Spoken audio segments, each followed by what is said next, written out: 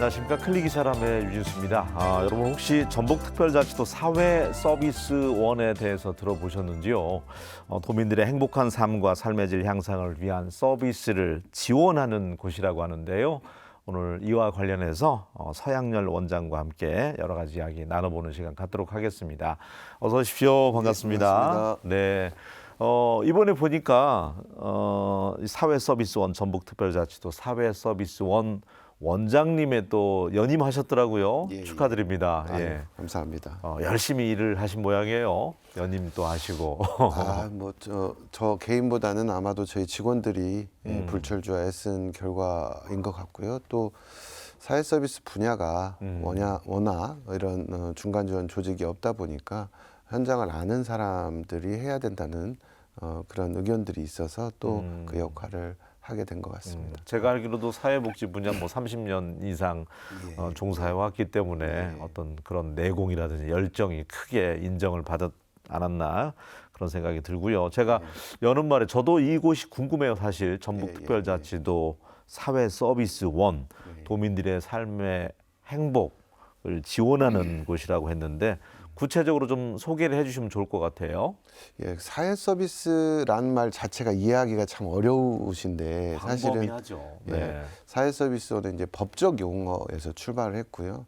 사회 서비스라고 하면 복지, 보건의료, 교육, 고용, 주거, 문화, 환경 등의 분야에서 국민의 삶의 질 향상을 지원하는 제도라고 해요. 그러니까 쉽게 말하면 우리 국민들이 조금 더 나은 삶을 살아갈 수 있도록 지원하는 포괄적인 의미의 제도를 사회서비스 제도다 이렇게 보시면 되는데 보통 우리가 쉽게 얘기하는 기초생활수급자라든지 건강보험을 포함한 5대 보험을 제외한 사회복지 분야의 전반적 활동을 사회서비스다 이렇게 이해하시면 좀 쉬울 것 같습니다. 그래서 쉽게는 이제 바우처 사업이라든지 그다음에 복지관이라든지 그다음에 지역 아동센터 다 함께 돌봄센터 이런 부분들을 사회서비스 분야다 이렇게 해석하시면 될 것 같습니다.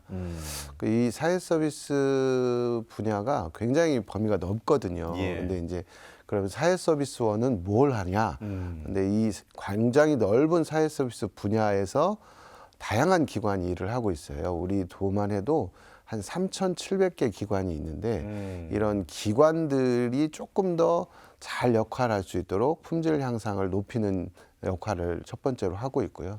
두 번째는 그 기관에서 일하는 사람들이 우리 도내에만 해도 한 9만 명 정도 되는데 이 일하는 분들을 위한 다양한 교육과 연수 또는 응원을 하는 지지 체계를 만드는 일을 저희가 또 하고 있습니다. 그리고 세 번째는 좀 전에 말씀드렸던 대로 사회 서비스에 대한 이해가 아직 광범위하게 확산돼 있지 못하기 때문에 우리 도민분들이 이 사회 서비스 영역이나 사회 서비스 분야를 쉽게 만나고 쉽게 찾아갈 수 있도록 하는 그 길잡이 역할도 저희가 수행하고 있습니다. 그러니까 사회서비스원은 사회 서비스를 필요로 하는 분들과 직접 대면을 하는 게 아니라 거기에 종사하고 있는 분들이 그분들도 삶의 질을 본인들의 삶도 중요하니까 높여가면서 더욱더 복지적인 사회복지를 펼칠 수 있도록 그분들을 또 교육하고 컨설팅하는 그런 곳이라고 생각하면 되겠네요.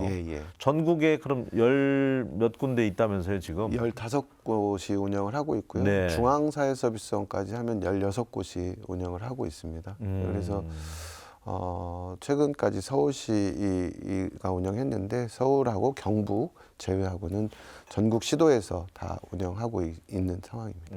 직원은 그러면 몇 분 정도가 지금 근무하고 있나요? 저희는 이제 사회서비스원이 특별히 이제 16개 소속시설도 같이 운영을 하고 있거든요. 16개 시설을 운영하면서 각 기관에서 일하는 직원들까지 포함해서 전체에 보면 한 139명 정도가 현장에서 같이 일하고 있습니다. 우리 원장님은 보니까 이게 이제 3년 된 곳이잖아요. 거의 4년째 수로 맞이하는데 2021년 연말에 만들어져서 예. 실질적인 활동은 2022년. 그러니까 코로나가 시기 그때여서 예. 세워질 당시도 굉장히 힘든 시기를 보냈던 것 같아요. 당시를 좀 회상해 보신다면. 개원식도 그 온라인으로 할 정도로 네. 어려운 시절을 지났고요. 사실 이제 사회서비스원이란 것 자체 처음 설립할 때부터 민간과의 약간의 이슈 충돌이 좀 있었어요. 그러니까 사회서비스원이 민간에서 하는 일을 다 하게 되는 거 아니냐. 민간 법인에서 운영하는 기관을 사회서비스원이 다 운영하는 거 아니냐. 그래서 너무 큰 거대한 공룡이 된다. 잘못하면. 그래서 그런 부분에 대한 민간에서 문제 제기가 계속 있었기 때문에 출발할 때부터 사실 쉽지는 않았던 것 같습니다. 근데 이제 다행히 우리 이제 전북특별자치도는 지사님께서도 민간과의 충돌 나는 사업, 민간에서 우선적으로 하는 사업은 민간이 잘할 수 있도록 도와주는 역할을 사회서비스 하면 좋겠다. 이렇게 방향 정리를 하면서 그 부분이 이제 조금 잘 안착돼 가고 있는 상황인 것 같습니다. 네, 얼마 전에는 성과 보고 공유회도 있었죠? 예. 어떤 성과가 있었나요? 보니까 뭐 상도 좀 받고 했던 것 같은데. 네. 저희가 이제 중요한 건 사회 서비스에 대한 이해를 도민들이 잘 할 수 있도록 그 지점을 확대하는 거라고 생각합니다. 그러니까 사회 서비스 원 자체가 어떤 일을 하는지 그리고 어떤 역할을 하는지를 도민들이 잘 알고 또는 현장에서 잘 이해를 높여가는 게 가장 첫 번째 주요한 의미 있는 성과라고 생각하고요. 또 하나는 저희의 과제는 우리 도민분들이 사회서비스 기관을 참 많이 이용하시거든요. 이용하시는데 기관들이 정말 애쓰고 열심히 하고 있습니다. 그런데 그 중에서도 소규모 기관들, 한두 명, 두세 명이 일하는 기관들은 굉장히 이 기관 운영의 어려움을 많이 호소하고 계세요. 그러니까 그 기관 운영을 하기 위해서는 전문적인 프로그램이라든지 뭐 이런 그 다양한 지원 체계가 필요한데 사실은 그 부분에 가기 위해서는 기관 혼자만 할 수 있는 부분이 아니라서 이런 부분들을 저희가 여러 형태로 지원할 수 있는 체계를 갖추는 첫발을 내딛는 것 또한 중요한 성과라고 보고요. 그래서 이런 기관들의 품질을 높이기 위한 기초를 제공한 것이 저희들로서는 상당한 진전을 이뤘다고 생각하고요.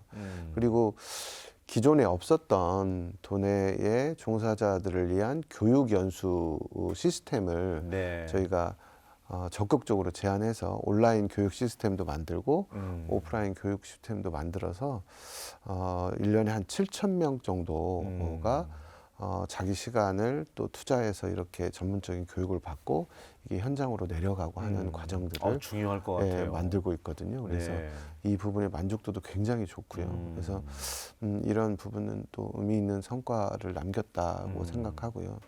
그리고 아무리 많은 정보가 있어도 사실은 이 정보를 잘 연결하지 않으면 안 되겠더라고요. 그래서 사회서비스원이 전북인 복지 플랫폼을 만들고 이 온라인 오프라인에서 자기에게 필요한 복지 정보가 뭔지를 온라인에서 만날 수도 있고 저희가 전북인 돌봄센터를 통해서 오프라인 상담 창구도 열어놨어요. 그래서 어떻게 하면 돌봄 서비스를 잘 받을 수 있는지 이런 부분들을 상시적인 상담 창구도 만들어놨거든요. 그래서 우리 도민분들께서 본인들이 필요한 복지 정보, 본인들이 필요한 돌봄 정보 이런 분들을 조금 더 잘 만날 수 있도록 체계를 구축한 것 또한 소중한 성과라고 생각하고요. 그리고 되게 현장에서 오래 있으면서 만난 소중한 것 중에 하나가 사회 서비스 일자리 분야예요. 노인 일자리, 장애인 일자리 막 이렇게 참여하고 있는 분들이 우리 도민들 중에 한 10만 명 정도 되세요.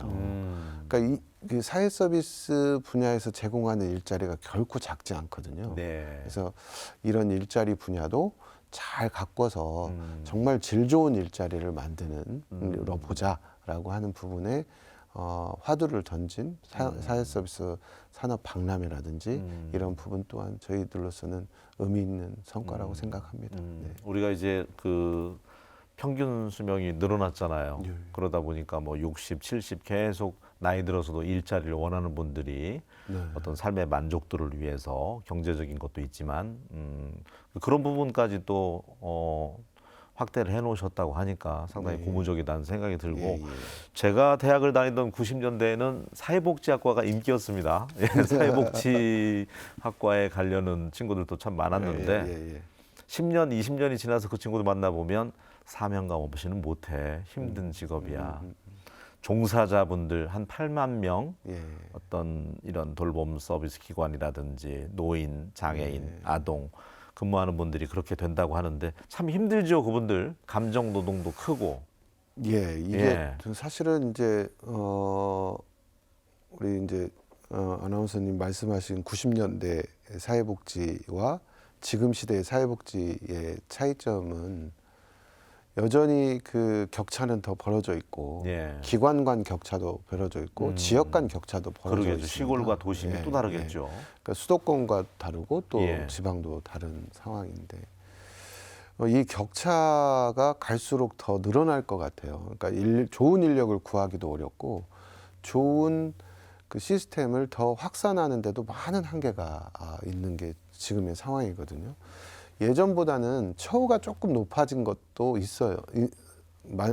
높아진 것도 사실인데, 근데 이제 처우만 가지고 저희가 일할 수는 없는 분야이기 때문에 사람하고 일하고 사람의 관계 속에 저희가 들어가 있기 때문에 사람에 대한 깊이 있는 이해라든지 사람에 대한 존중하는 마음이 우선하지 않으면 이 분야에서는 오래 견뎌내기가 쉽지가 않더라고요. 그래서 그런 부분들을 저희가 조금 더 확산하는 게 저희의 주요한 과제지 않을까 그렇게 보고 있습니다.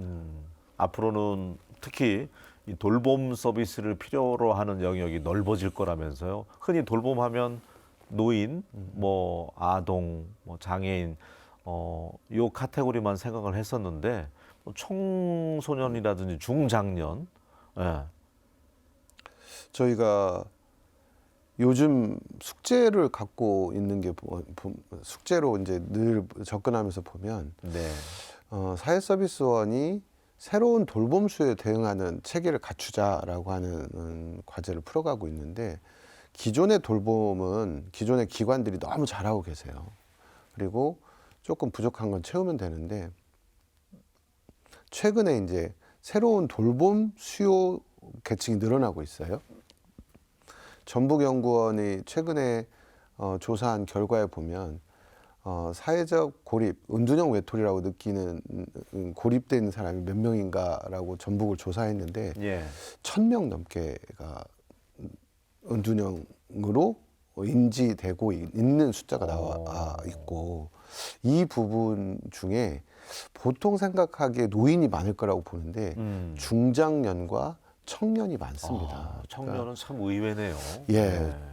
아마도 그러니까 핵가족화되면서 그 가족으로부터 독립되어 있는 청년들이 이 사회에 적응하고 살아가는 데 한계와 어려움을 많이 느끼다 보니까 이 청년들의 고립이라 은둔 이 부분도 우리 사회가 굉장히 진지하게 바라봐야 될 문제 중에 하나로 지금 등장하고 있고요. 그리고 가족을 돌보고 사는 청년도 꽤 많습니다. 예. 그래서 저희가 8월 말부터 서비스원과 도에서 예. 청년 미래센터라는 사업을 복지부와 같이 시작했거든요. 그래서 가족 돌봄 청년과 고립은둔 청년을 찾았는데 지금 접수된 숫자만 봐도 한 700명 넘습니다. 그러니까 이럴 정도로 사실은 돌봄을 필요로 하는 계층이 새롭게 많이 늘어나고 있는 상황이고요. 50대, 60대 중장년의 고립 문제는 저희 지역이 다른 지역보다 상당히 심각한 정도의 상황이 나타나고 있고요. 네. 그러니까 고독사로 매년 한 100여 명 정도가 돌아가시거든요. 와. 그러니까 전북이 그 정도인데 그 중에 60% 이상을 차지하는 게 중장년입니다. 그러니까 중장년의 이 고단한 삶, 외로움, 이 고단한 삶을 네. 풀어가는 체계의 부족, 이게 이제 새로운 돌봄에서 매우 중요한 과제 중에 하나라고 저희가 또 다른 보고 문제네요. 있습니다. 사회적 문제. 예. 그러니까 아마도 이 중장년이나 청년이 이렇게 새로운 돌봄층으로 등장하는 이유가 지역사회에서 수많은 그 좋은 연결들이 끊어지고 있다 보니까, 그러니까 네트워크나 이런 연결이 차단되고 오로지 이제 자기 혼자 감당해야 되는 이런 시스템으로 살아가다 보니까 더 심각해지는 것 같고요. 그리고 지역이 이제 취업이라든가 예. 이런 뭔가 재생산이 쉬워져야 되는데 저희는 뭐 직장을 잃으면 재취업이 어렵다거나 이런 사회적 문제 때문에 그 부분은 더더욱 심각한 것 같습니다. 그 부분도 우리가 간과해서는 안 되겠네요. 예. 돌봄 서비스 이제 필요로 하는 분들이 확대되고 있다. 그렇습니다. 어르신들 같은 경우는 그 인공지능에서 한 번씩 그 이제 건강하신지 문안 인사하는 그 전화 서비스도 있더라고요. 예, 저희가 그 네이버 케어콜하고 예. 그래서 그 어르신들하고 중장년을 위한 그 AI 전화를 하고 있거든요. 어떻게 하는 거예요? 1,500가구 정도를 저희 시군에서 데이터를 받아요. 그러니까 시군에서 좀 그 이런 돌봄 문제에 노출되어 있는 분들 또는 고립되어 있는 분들 명단을 받아서 2주에 한 번씩 전화가 갑니다. 근데 이제 뭐 열심히 응답해 주는 분도 있고 또는 또 뭐 그냥 무관심한 분들도 있는데 그 중에서도 사실은 신호를 보내는 분들이 계세요.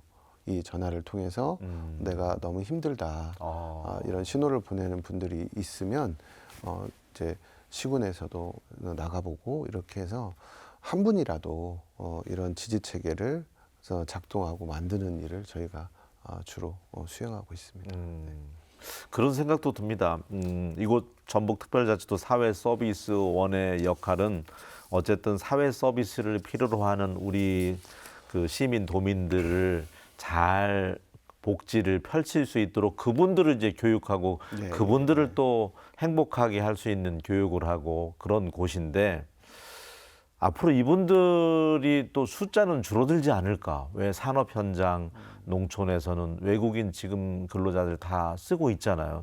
그렇지 않고는 돌아가지 않으니까 요양보호사며 지금 부족한 상황이잖아요. 저희도 이미 아주 심각한 상황에 들어가고 있어요. 근데 실제 보면 젊은 사회복지사는 지금 구하기가 쉽지가 않습니다. 그 정도로. 그리고 농촌에 있는 사회복지 기관들은 채용이 어려울 정도의 상황이고요. 그리고 요양보호사 선생님들은 이제 전주도 구하기가 힘들다고 하는 상황입니다. 그래서 사실은 요양보호사 선생님을 찾기가 어렵다고 하는 건 저희가 살아가야 될 이 돌봄 시스템이 붕괴될 수도 있다고 봐야 되거든요. 그러면 우리의 그 돌봄과 요양을 다른 외국인들이 한다든지 이런 방향으로 또 갈 수도 있겠구나라는 상황은 뭐 너무 자명한 것 같고요. 그러니까 실제 저희가 일본 사례를 보면 조금 도움이 될 것 같은데 우리보다 뭐 한 10년 우리가 이제 뒤쫓아간다고 하니까 똑같은 경험을 일본은 이미 그 일본은 개호 보험이라고 하거든요. 그래서 이제 일본에서 저희와 같은 요양보호사 선생님이 없어서 일본이 동남아에 있는 어떤 나라의 대학하고 이미 협약을 맺어서 그 일본에서 개호사로 활동할 수 있는 교육을 사전에 이수를 시켜서 일본으로 이미 데려오고 있어요. 근데 그게 50만 명 정도? 엄청나게 많은 숫자가 지금 그렇네요. 들어와 있습니다. 그래서 아마도 저희도 그런 방향으로 가지 가까운 않을까. 미래에는 우리도 그렇게 생각이 들고요. 그래서 사실은 이 돌봄을 하는 분들을 위한 지지와 지원 체계가 그 사람들만을 위한 것이 아니라 결국은 우리의 삶을 조금 더 풍요롭게 하는 기초적인 투자다 이렇게 보고 접근해야 되는데 아직까지는 그렇게 가는 데는 한계가 좀 있어 보입니다. 그러니까 저희가 이제 장기요양 기관도 굉장히 한 1,400개 정도 되는 걸로 알고 있거든요. 네. 그러니까 그런데 요양보호사 선생님이나 이렇게 현장에서 일하는 분들은 되게 열악한 환경에서 또 일하고 있고 그러겠죠. 이런 네. 부분들을 저희가 남의 일이 아니고 우리 일이라고 하는 관점의 전환이 저희들한테는 너무너무 필요하지 않나 이렇게 보고 있습니다. 복지 관련돼서 사각지대도 없애기 위해서 또 복지가 잘 되기 위해서는 항상 이제 예산, 재원이 중요한데 나라 국간도 지금 돈이 없다고 하고 자치단체도 지금 힘든 상황인데 우리 내년 지금 복지 예산은 어떻습니까? 그래도 전북도에서는 특별자치도에서는 복지 예산은 안 줄이려고 안간힘을 쓰고 있다고는 하는데 어떻습니까? 전북 특별자치도는 뭐 크게 삭감하거나 이러지는 않았고요. 네. 오히려 복지 예산은 확대된 측면도 있습니다. 다만 이제 좀 전에 말씀드렸던 대로 그 기관 간 격차가 여전히 존재한다. 그러니까 저희가 쉽게 지역에서 만날 수 있는 곳이 다함께 돌봄센터, 지역아동센터 이런 기관들인데 이 기관들은 종사자들이 일하면서 다른 기관에 비해서 적합한 대접을 못 받는다든지 이런 숙제가 여전히 저희들한테 남아 있는 과정이고요. 사실은 이제 도민들이 좋은 서비스를 이용하려면 그 기관을 운영하는 그 기관에서 일하는 분들이 좋은 마인드를 가질 수 있는 환경을 만들어야 되거든요. 근데 이제 사명감이 기초하지만 언제까지 사명감만 가지고 거기 그 사명감에만 기댈 수는 없는 거고 맞아요. 사명감과 적절한 균형이 잘 이루어지는 게 저희 숙제이기 때문에 그 숙제를 풀어가는 것이 중앙정부도 관심을 가져야 되고 우리 전북도도 마찬가지고 지속적인 관심을 가져야 될 분야라고 생각합니다. 맞아요. 네. 사회복지를 잘 펼치기 위해서는 사회복지를 하거나 종사하는 분들 스스로가 행복해야 되잖아요. 네, 맞습니다. 그래야 더 잘할 수가 있으니까. 네. 항상 오랜 그 사회복지 현장 실무가 있어서 그런지 현장에 답이 있고 현장 방문을 중요시한다고 그러시더라고요. 현장을 자주 찾게 한다면서요, 직원분들도 그렇고. 네, 그건 되게 중요한 문제인 것 같아요. 저희가 코로나 시기를 보내면서